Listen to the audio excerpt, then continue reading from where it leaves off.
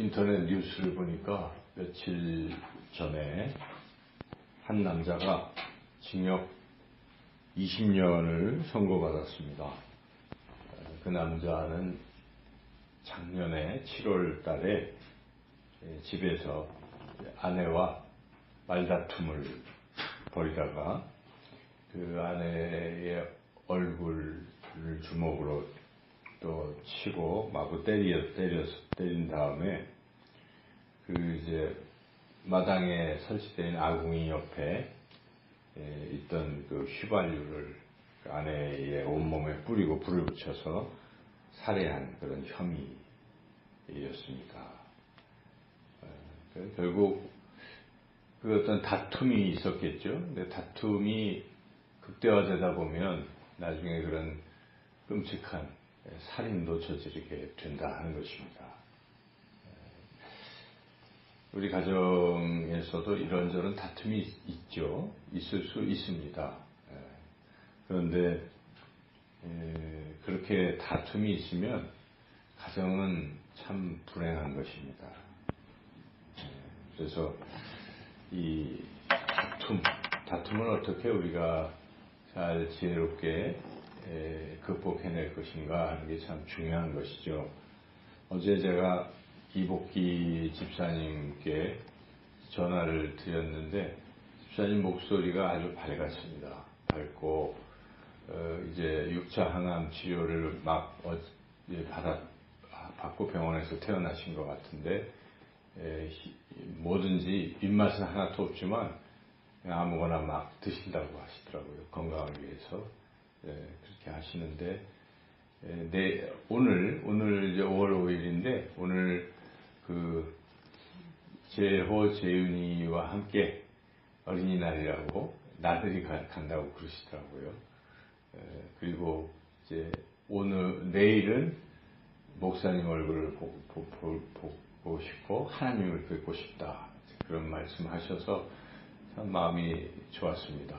네, 그 이복희 집사님께서 이 재윤이 재호 건강자 집사님과 더불어 손자들과 손을 잡고 오늘 이제 여기저기 다니실 모습을 제가 생각해 보니까 참 아름답고 훈훈하고 참 행복한 모습이다 하는 그런 생각이 들었습니다. 그래서 상황이 몸이 아프고 어려워도 가정이 이렇게 화목한 모습은 참 보기 좋은 것입니다.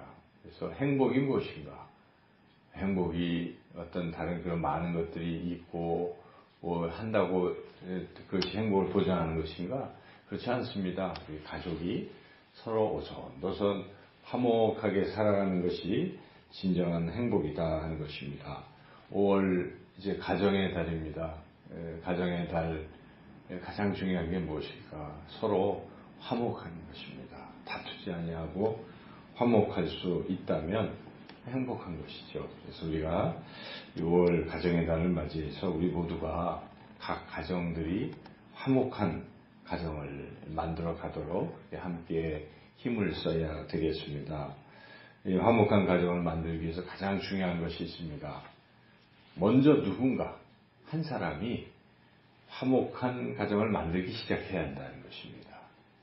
다 저 사람이 화목한 가정을 만들겠지 기다려서 화목한 가정을 이루어지는 것이 아니라 가족의 구성원 중인 누군가가 내가 먼저 내가 우리 가정을 좀 화목하게 만들자 이런 마음을 가지고 힘을 써야 화목해질 수 있죠. 오늘 우리가 읽었던 이 창세기 50장 15절에서 21절 말씀에 등장하고 있는 이 요셉이라는 사람이 바로 그런 사람입니다. 가정을 화목하게 만든 사람이죠.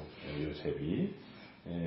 그래서 우리가 오늘 말씀을 좀 자세히 들여다보면서 요셉이 어떻게 무엇을 가지고 그렇게 가정을 화목하게 만들었을까? 그리고 요셉은 무엇 때문에 그렇게 가정을 화목하게 만드는 사람이 될 수 있었는가? 크게 두 가지로 나누어서 같이 은혜를 나누려고 합니다. 먼저 요셉이 무엇으로서 가정을 화목하게 만들었는가? 첫째, 요셉은 용서를 통해서 가정을 화목하게 만들었다는 것입니다. 용서입니다. 용서가 참 중요한 것이죠. 비록 형들이 자신을 죽이려고 하였고 또 애굽의 노예로 팔아버렸고 했던 형들이에요. 그렇지만 요셉은 그 형들을 용서했습니다.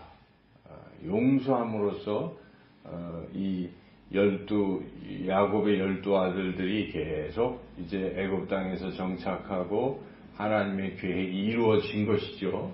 근데 요셉이 괘씸하다 해서 그렇지 않았다면 어떻게 됐겠습니까? 하나님의 뜻이 이루어지지 않을 뿐만 아니라 그 가정이 풍비박산이 돼서 정말 불행한 그런 가정을 이루게 될 것입니다. 그래서 요셉은 형들을 용서했다는 것입니다. 그런 용서하는 요셉과 하나님 함께 하셨고 그리고 요셉이 국무총리도 되고 그렇게 됐다는 것이죠. 우리는 어떤 존재인가? 우리는 하나님 앞에 설 때 다 죄인들입니다. 어찌 보면 죄인 중에 괴수입니다. 그런데 하나님 우리를 사랑하셔서 예수님의 십자가의 보혈로 우리를 용서하셨습니다. 하나님께서 우리를 용서하시면서 어떤 것을 기대할까요? 내가 너를 용서한 것 같이 너도 다른 사람을 용서하라. 그것이 하나님의 뜻입니다. 우리가 하나님으로부터 그 큰 용서를 받은 존재임에도 불구하고 다른 사람을 용서할 수 없다면 뭔가 모순인 것입니다. 하나님으로부터 10,000달란트의 빚을 탕감받았는데 저기 걸어가는 100데나리온 그 작은 돈 빚진 자를 잡아다가 용서하지 않고 갚으라고 계속 그러고 있다면 뭔가 잘못된 것이죠. 그래서 우리가 진정으로 용서할 줄 아는 용서만이 이 가정을 화목하게 만들어가는 비결임을 아시고 용서하는 내 자신이 되시기를 주님의 이름으로 축원합니다. 요셉은 이렇게 용서를 통해서 가정을 화목하게 만들었을 뿐만 아니라 두 번째로 요셉은 위로를 통해서 가정을 화목하게 만들었다 하는 것입니다. 오늘 본문 마지막 절 21절 말씀 우리 다 함께 같이 한번 읽어보겠습니다. 당신들은 두려워하지 마소서. 내가 당신들과 당신들의 자녀를 기르리이다 하고 그들을 강곡한 말로 위로하였더라. 강곡한 말로 위로하였더라. 지금 벌벌벌 떨고 있어요. 형들은 우리가 나쁜 짓을 했기 때문에. 요셉은 국무총리고 마음만 먹으면 우리는 다 그냥 죽어버리는 이러한 존재라 벌벌 떨고 용서해달라고 그러고 마음이 이렇게 막 이런 상태인데 요셉이 하는 말이 걱정하지 마십시오. 두려워하지 마십시오. 내가 당신 자녀들까지 다 책임지겠습니다. 이렇게 하면서 그들의 그 두려움을 제거해 주면서 위로를 해줬다는 것입니다. 여러분 이 위로라는 것이 사람을 변화시키고 하는 것입니다. 그러나 반대로 위로하는 말이 아니라 우리가 무심결에 던지는 말이 다른 사람들에게 상처를 줄 수도 있습니다. 말 한마디 때문에 그 사람 마음에 깊은 상처가 될 수도 있다는 것입니다. 나는 그냥 한 말이에요. 아무 생각 없이 그냥 나는 정당하다고 생각하고 말을 했지만 그걸 곰곰이 씹어보면 이 말 때문에 상대방이 상처를 받을 수도 있겠구나. 이런 깊은 생각을 우리가 할 줄 아는 사람이 되어야 됩니다. 그래서 그런 상처 주는 말은 가능하면 피하고 우리가 위로가 되는 말, 힘이 되는 말, 격려가 되는 말 이런 말을 자꾸 해주는 것이 얼마나 좋겠습니까? 얼마 전 우리 광고에도 나오잖아요. 그 자녀들이 아빠 힘내세요. 얼마나 그 말에 많은 아버지들이 우는 거예요. 그 말 한마디가. 그러니까 우리가 또 자녀들에게 힘들고 어려운 자녀들이 있으면 부모가 그래 다 안다 힘을 내라 이렇게 서로 부부간에도 당신 여보 당신 너무 힘들지요 하면서 서로 위로하고 격려하고 우리가 힘을 냅시다.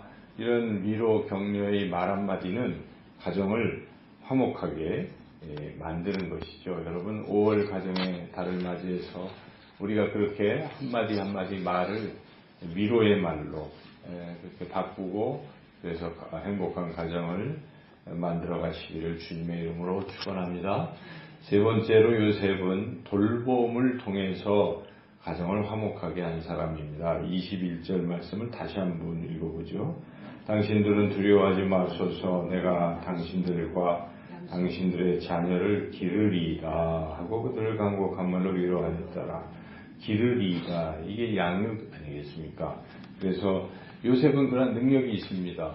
국무총리로서 실제로 그 형들에게 이런 땅도 주고 또 생업할 수 있도록 가축도 잘 할 수 있도록 고센 땅을 주고 물론 바로왕의 허락을 받았지만 그렇게 배려해서 도와주었다는 것입니다.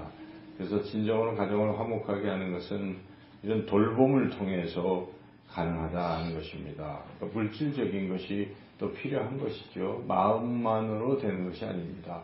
어린이날 또 어린이날들에게 또 걸맞는 선물도 주고 어버이날 부모님께 또 선물도 드리고 또 생일날 선물도 주고 이런 관계 굉장히 좋은 관계죠.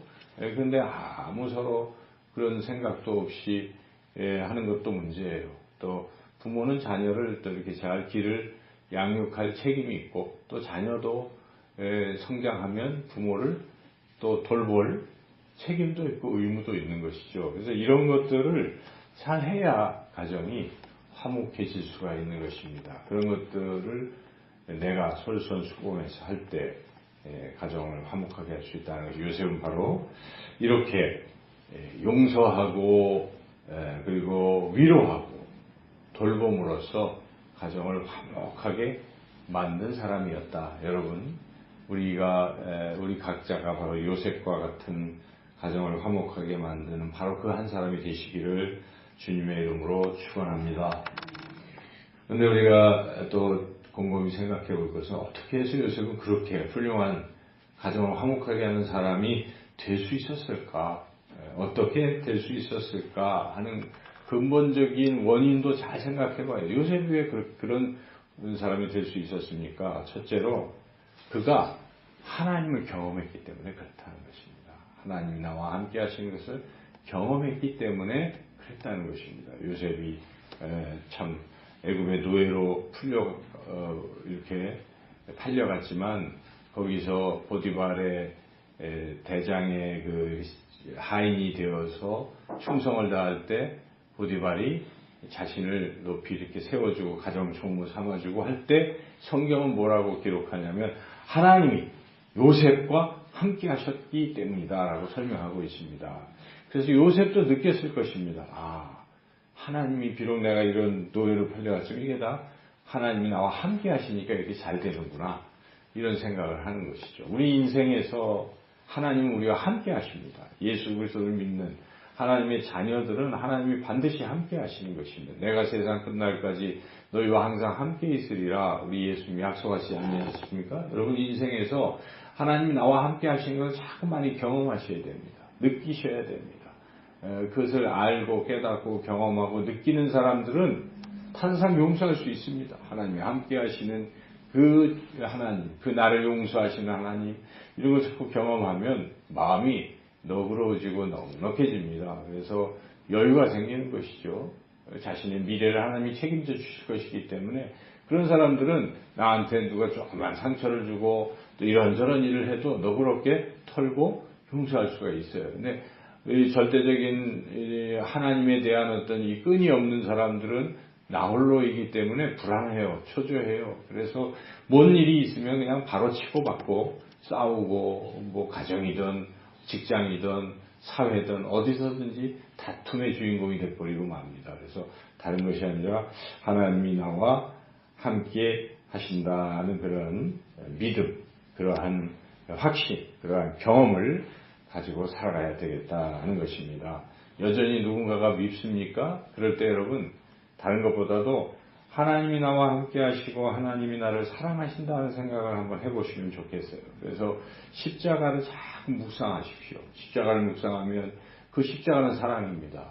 내가 죄인이 되어서 심판받을 존재인데 하나님이 나를 사랑해서 나를 대신해서 우리 예수님께서 십자가에서 죽으신 것이죠. 그 사랑을 깨닫고 감격하기 시작하면 그 사랑 속에서 미움도 사라지고 용서가 넘치게 된다는 것입니다. 그래서 하나님이 나와 함께 하신다, 나를 사랑하신다는 것을 경험하는 것이 용서의 출발이다 하는 것이죠. 둘째로 어떻게 요셉이 그런 사람이 되었는가, 이것도 굉장히 중요한데 19절 같이 한번 읽어보겠습니다.